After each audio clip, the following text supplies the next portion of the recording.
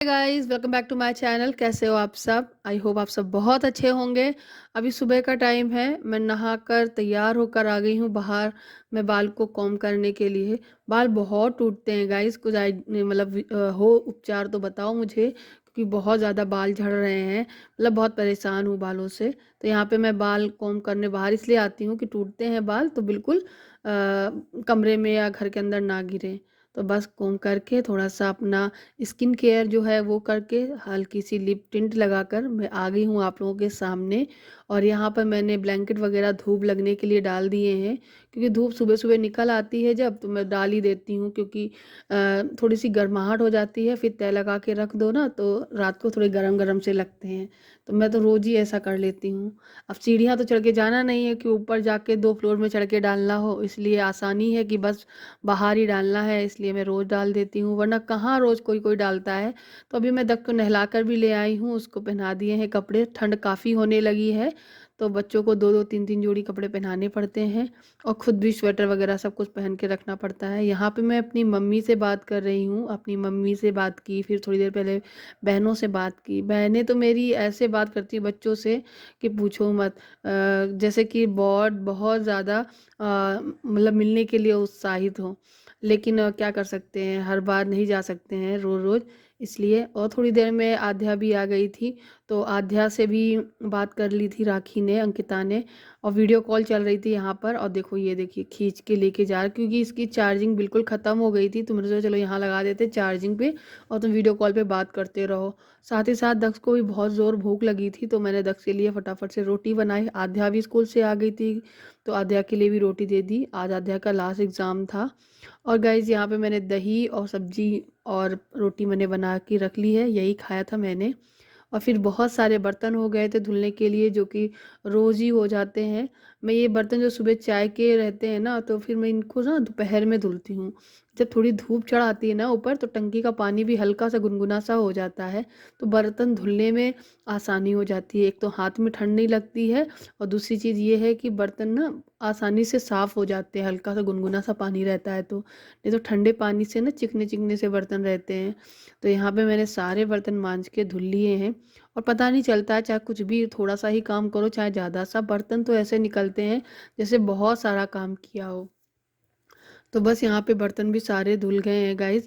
और एक चीज़ मुझे आपको बतानी है कि मैंने अपने नई वाली घर की किचन में भी 2 सिंक ही लगवाई हैं। तो मैं मतलब ये जो है, ये तो अलग-अलग बड़ी-बड़ी सिंक लगी हुई है यहाँ पर। हमारा जो नया वाला घर है, हमारा खुद का जो घर है, उसमें मैंने जो सिंक आती है ना अटैच वाली, दोनों मिक्स में आती हुई हैं, वो वाली लगवाई है। शायद मैंने आप लोगों को किसी वीडियो में दिखाया भी है। कैसी रहती हैं आप लोग मुझे बताना। अभी काम उसमें चल रहा है, कुछ और चीज़ें भी होनी बाकी हैं। बट अभी घर पे ना लाइट कनेक्शन हो गया है, बट लाइटें नहीं लगी हुई है, तार तो पड़े हुए हैं। अब सब पूरे घर में लाइट लगनी है, तो ये लाइट जो है आ गई है हमारे नए घर के लिए, हमारे खुद के घर के लिए जो लाइट हैं जो लगेंगी। बहुत सारी लाइटें हैं इसके अंदर, बोर्ड्स हैं एंड स्विच बोर्ड हैं और बटन्स हैं, बहुत सारी चीज़ें हैं जो कि आ गई हैं। ये हम लोगों ने अपने जालौन से यानी अपने ससुराल से वहाँ से मंगवाए हैं। वहाँ थोड़े रेट में सही पड़ गए थे, इस वजह से। तो वहाँ से सीधे सीतापुर की बस में रखवा दिए गए थे, लखनऊ की बस में रखवाए थे शाहजनी सीतापुर की। तो फिर वहाँ से यहाँ आ गए थे, तो ये उतार ले आए थे।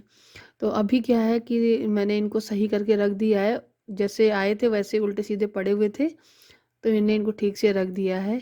और गाइस फिर मैंने सोची चलो एक फ़ेस पैक रखा हुआ है, वो ख़राब ना हो जाए, उससे पहले उसको यूज़ कर लिया जाए। तो ये फ़ेस पैक है, मैं लगा ले रही हूँ।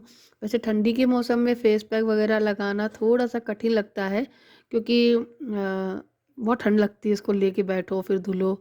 लेकिन क्या कर सकते हैं, फिर उसे लगा लेते हैं, तो 1-2 महीने में ये एक्सपायर हो जाएगा, और 1-2 महीने में ख़त्म भी नहीं होगा। ये गोल्डन गोल्डन फ़ेस मास्क है, और अच्छा वर्क किया था इसने। 10 मिनट मैंने इसे लगाया था, फिर मैंने इसे निकाल दिया था, और बस फिर दोपहर में थोड़ी देर के लिए रेस्ट कर लिया था मैंने।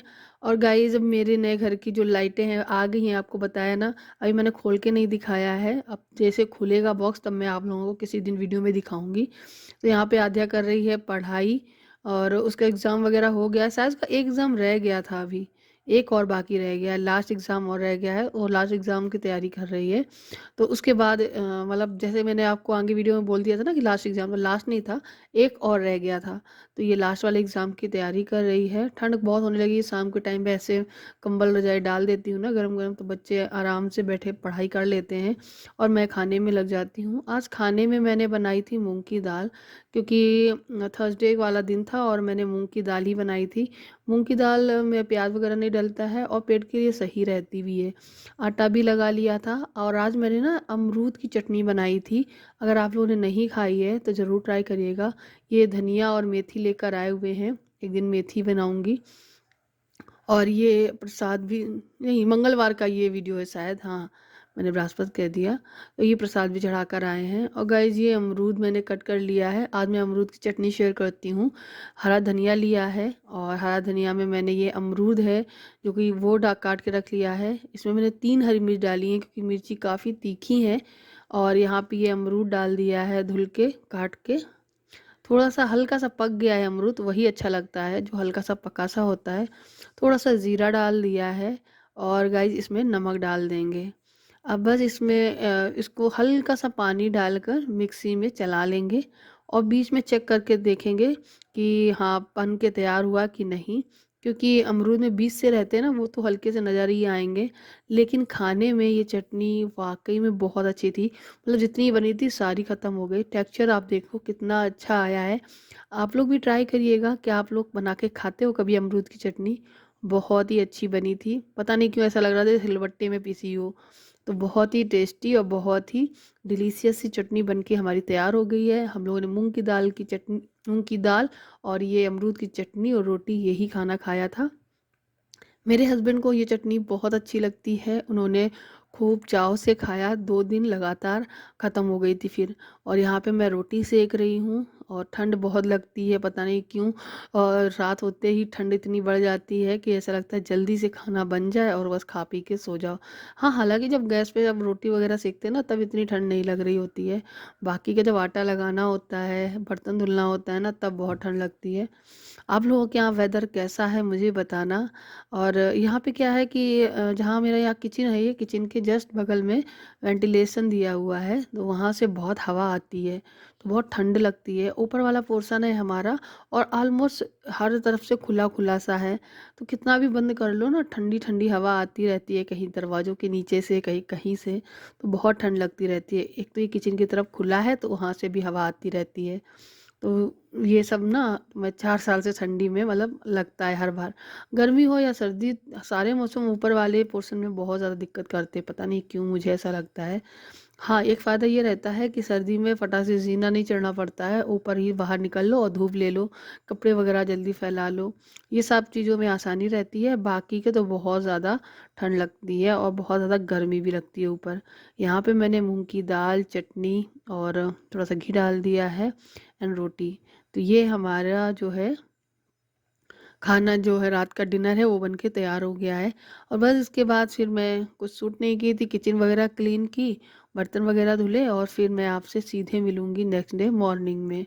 नेक्स्ट डे मॉर्निंग में जब मैं उठी तो मैं घर के जो काम रहता है, झाड़ू वगैरह लगाना, वो सब किया और उसके बाद मैं ब्रश की हूँ और चाय चढ़ा दी और सब्ज़ी बनाने के लिए थोड़ा काटने लगी और वो भी बन के तैयार हो गई। कुछ शूट नहीं किया था, मेरा मन नहीं था कि कैमरा लगा के शूट करें, इतनी ठंड रहती है, ऐसा लगता है जल्दी-जल्दी सारे काम निपटा लो, कहीं लेट ना हो जाए, क्योंकि सुबह के टाइम बहुत ज़्यादा जल्दी का समय होता है टिफ़िन वगैरह लगाने का। और आध्या का टिफ़िन लगाती नहीं हूँ क्योंकि आध्या जल्दी आ जाती है, कहती है मुझे टिफ़िन नहीं ले जाना है, एक चिप्स का पैकेट ले जाती है, कभी बिस्किट ले जाती है और आके घर पे खाना खाती है। हालाँकि खाना तो मैं रोज़ ही बनाती हूँ अपने हस्बैंड के टिफ़िन के लिए, लेकिन वो नहीं ले जाती है तो मुझे नहीं बनाना पड़ता है। आज मैंने पता है लास्ट में क्या किया था कि चावल रखे हुए थे, शायद नहीं, हाँ, चावल नहीं रखे हुए थे। आज मैंने ना चावल थोड़े से बनाए थे, वो मैंने फ्राई कर दिए थे इसके लिए और वही लेके चली गई थी। वो भी आधा खा के आई थी क्योंकि छुट्टी हो जाती है तो फिर टाइम नहीं मिलता है उसको खाने के लिए स्कूल में। तो इसलिए वो अपना टिफ़िन आधा आज करके लेकर आई और ये पहली बार हुआ था। तो मेरे हस्बैंड को अमरूद बहुत पसंद है, तो मैं आज अमरूद उनके टिफ़िन में काट के दे रही हूँ। ऐसे ही कुछ ना कुछ काट के दे देती हूँ, घर में कोई फ्रूट रहता है तो। तो आज अमरूद दे दे रही हूँ और यहाँ पे ये सब्ज़ी है पत्ता गोभी की और यहाँ पे मैंने पराठे बांध दिए हैं। रोटी इसलिए नहीं पैक करती हूँ क्योंकि घी लगा के रोटी पैक करो ना तो घी ना जम के चिपक जाता है उसमें। इसकी वजह से रोटी खाने में बहुत अजीब सी लगती है, चिपकी सी लगती है, टाइट सी लगती है। इसलिए या फिर बिना घी लगाए ही रोटी रखे तो काम चल जाएगा। तो यहाँ पे मैंने अमरूद काट दिया है और इनका टिफ़िन लग के तैयार हो गया है। तो मैं बस इनको टिफ़िन पैक करके दे दूँगी, पानी की बोतल दे दूँगी, साथ ही साथ एक पराठा और बना दिया है, ब्रेड सेक दिए हैं। तो ये इनका चाय नाश्ता हो जाएगा। रोज़ का एक पराठा अचार से, कभी बुकनू से खा के ज़रूर जाते हैं ये। क्योंकि ये आते हैं बहुत लेट, क्योंकि घर से वहाँ से आने के बाद सीधे चले जाते हैं ये प्लॉट पे और प्लॉट से आते हैं सीधे 6 साढ़े 6 बजे घर। तो पूरा दिन हो जाता है इनको। और करीबन एक साल से ज़्यादा हो गया ये रूटीन उनका चलते चलते। वो भी थक गए हैं, अब बस जल्दी से घर बन जाए और अपने घर में जाए।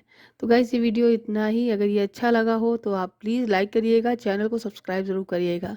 Thank you for watching. Bye bye.